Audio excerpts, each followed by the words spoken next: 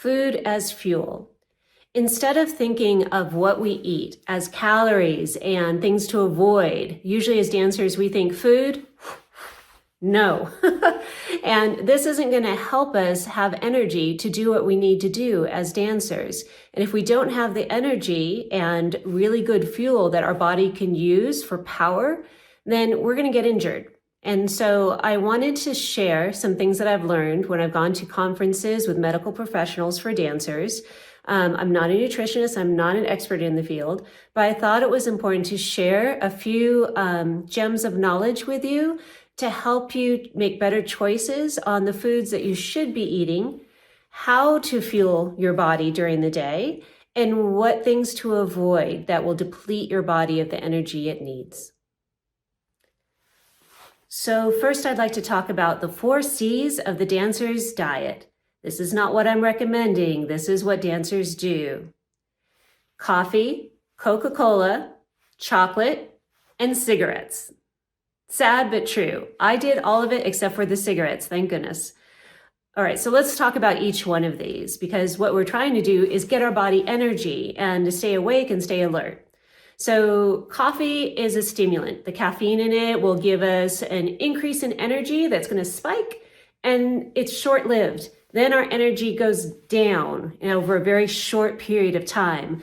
When that energy goes down, that's when we're predisposed to injury and muscle failure. Then we go to Coca-Cola, same thing. It has caffeine in it, you have the big spike in energy, and then a really low. So with the Coca-Cola, the other thing I'd like to say is soft drinks in general, they have phosphates.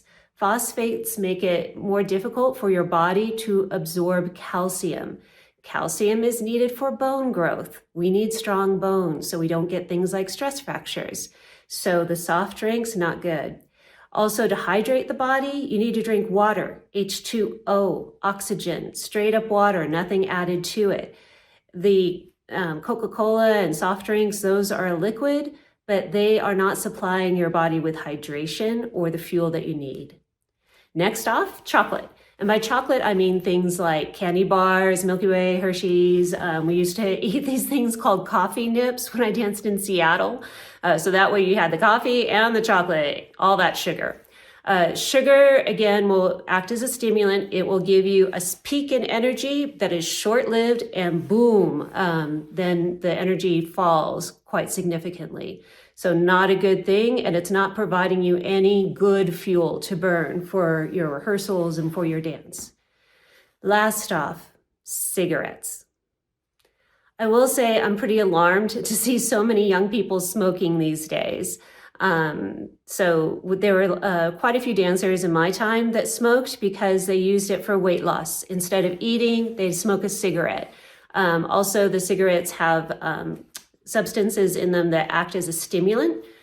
So they give you that, again, that short-lived energy. But cigarettes will deplete your body of oxygen. Oxygen is what all the tissues of your body need for plasticity, for elasticity to work well. The muscles need oxygen to be able to produce power and force. So when you're depleting your body of oxygen and it makes it difficult for you to breathe when you're smoking cigarettes, you're not going to be dancing well. I have known dancers who were smokers that had to quit smoking to do a very difficult role, and then as soon as it was over, they started smoking again. Don't start. It's a bad habit. It's really, really hard to kick. So the cigarettes should not be used for weight control or as an appetite suppressant. Eating should not be used only to recover. That means you shouldn't starve yourself for the whole day and go through class and go through the rehearsals. And when you're starving, then you eat. Then you overeat and you eat the wrong things. I will tell you that in Seattle, when I was dancing there, I was so hungry when I got home one time, I ate an entire half gallon of ice cream in one sitting. Not good. There are much better choices to make to fuel the body better. So don't starve yourself and eat only when you're starving. Bad choices are made that way and you won't be very healthy. It's best to eat small, little things during the day. So fueling consistently in the day is really, really important. That doesn't mean a bunch of big meals all day. No, we can't do that as dancers and we'll feel sick when we rehearse. but doing things like having a piece of fruit before class, then having maybe another piece of fruit or some nuts after class, little things throughout the day to help fuel us along so our energy does not tank. So for the recovery phase, after you've had a long rehearsal, a long day in the studio, protein and complex carbohydrates are best for recovery. Protein shakes are not a good idea. This is not my opinion. This is what the medical professionals are saying. The protein shakes are not going to give you what you need for your energy demands as a dancer. The best sources for protein would be animal products: meat, poultry, fish, eggs, and dairy products. Nuts are also okay, but they lack some amino acids that your body needs. Many of you out there might have dietary restrictions, and so in that case, I would strongly recommend talking to a medical professional that can route you to a nutritionist or dietitian who works with athletes, preferably dancers. Your demands on your body are going to be different than the average teenager, 20-year-old. The demands of an athlete are different than the normal population. So you want someone that is attuned to that. But I would seek professional medical help in trying to figure out the best sources of protein for you if you have restrictions or allergies. Complex carbohydrates consist of whole grains and fiber-rich fruits and vegetables. So I'm not going to go into specifics on this, but I do want to point out that a lot of dancers hear that fruits are high in sugar, so they try to avoid it. So the sugar that is naturally in fruits and some vegetables is different than refined sugar that's in cakes and cookies. The body metabolizes those sugars differently, and the fruit sugar would be a good source of energy. Again, you don't want to eat a whole watermelon, okay? It's in moderation. But having fruit as a snack, an apple, as recovery after a tough rehearsal, things like that, that would be helpful. I would like to briefly talk about supplements. Supplements can be anything from creatine, shakes and drinks to vitamin supplements. These can be quite expensive, and I would not recommend going into a vitamin store and saying, what do I need, and buying things willy-nilly. It's quite expensive, and if taken in the wrong dosage, it could actually be harmful. So you really need to know what is the right dosage for your body weight, and what your body may be lacking or what it may have already. So I would strongly recommend that you go to a physician first and ask if they can do a blood test. That's the easiest way to check. And they can check all kinds of things from red blood cell count to hormone levels to specific vitamins and come up with what maybe you are deficient in. So maybe you can change that in your diet or need supplements. It's always better to get the vitamins from food sources. The body digests that and integrates it much better than a supplement. But if you cannot do that for whatever reason, and you're still deficient in a couple things, then supplements may be appropriate.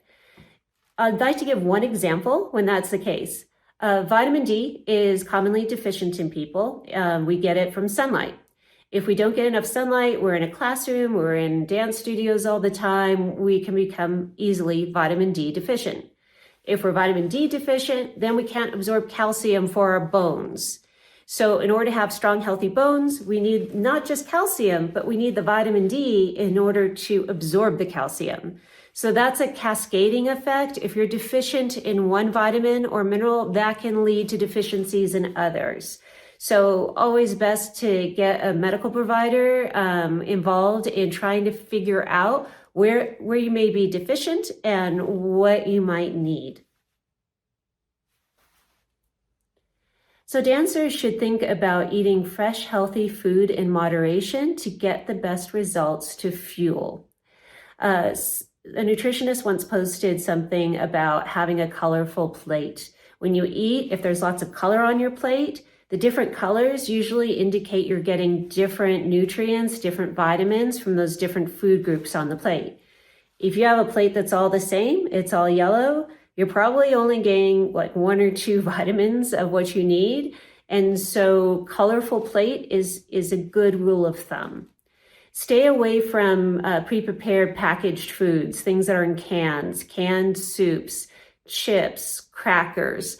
All of those tend to be high in salt and sometimes sugars, have a lot of additives and preservatives, not as good to fuel our body. A little trick that I learned in one of my last seminars from an endocrinologist is the suggestion to have a protein before you go to sleep. Milk has tryptophan in it, and it is a protein. So if you have a glass of milk before you go to sleep, the tryptophan will help you rest. Dancers are usually sent off to a ballet school or a company with little or no knowledge of how to cook. I know that was my case, and it's the case of many dancers. And so again, that leads to bad choices.